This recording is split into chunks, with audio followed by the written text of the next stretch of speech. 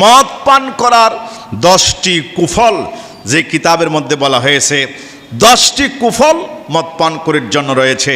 1 নম্বর হচ্ছে আব্দুন এবাদুন এবং মাবুদ, বান্দা এবং আল্লাহ, স্রষ্টা এবং সৃষ্টি।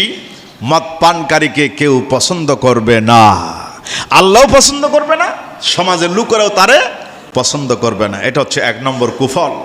2 নম্বর, মদের মধ্যে প্রচুর অর্থ অপচয় হয়।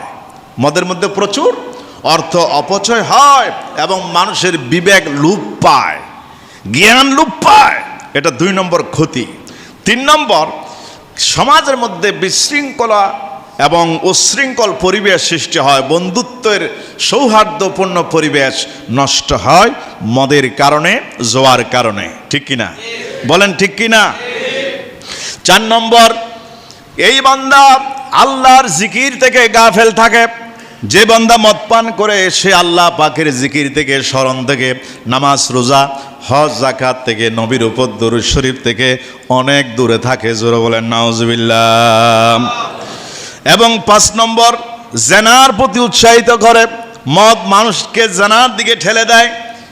এরপরে 6 নম্বর, সকল অপকর্মের চাবি হলো মদ। সমাজের মধ্যে উশৃঙ্খল বিশৃঙ্খল মারামারি পরিবেশ সৃষ্টি হয় মদের কারণে। জোরে বলেন নাউজুবিল্লাহ। 7 নম্বর, সে তার হেফাজতকারী ফেরেশতাদের কষ্ট দেয়। অর্থাৎ একজন মদপানকারীর আশেপাশে যে ফেরেশতা আছে, আমাদের প্রত্যেকের ডানে বামে ফেরেশতা আছে।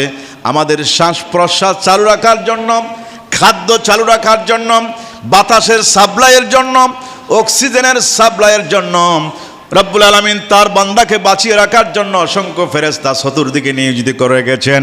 ওই ফেরেশতাদেরকে মদ পানকারী কষ্ট দেয়। মদ পান করার কারণে তার আশেপাশে থাকা ফেরেশতারা, তার জন্য থাকা হেফাজতকারী ফেরেশতারা কষ্ট পায়। জোরে বলেন নাউজুবিল্লাহ। নিজের জন্য মদের কারণে 80টি বেত্রাঘাত ওয়াজিব করে নেয়। শরীয়ত তাকে 80টি বেত্রাঘাত করার জন্য বলেছে, মদ পান করার জন্য। তাহলে মদ পান করা মানে 80টি দুর্রা সে তার উপরে ওয়াজিব করে নিয়েছে। অর্থাৎ নিজের কুফল সে নিজে টেনে এনেছে। এরপরে সে আসমানের রহমতের দরজাকে বন্ধ করে দিয়েছে। অর্থাৎ মদ পান করলে তার দোয়া কবুল হয় না, তার নামাজ কবুল হয় না, রোজা হজ যাকাত কবুল হবে না, রহমতের দরজা তার জন্য বন্ধ হয়ে যায়। জোরে বলেন নাউজুবিল্লাহ।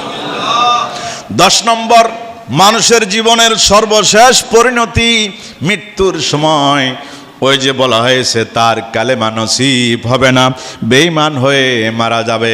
পড়েন লা ইলাহা ইল্লাল্লাহ, লা ইলাহা লা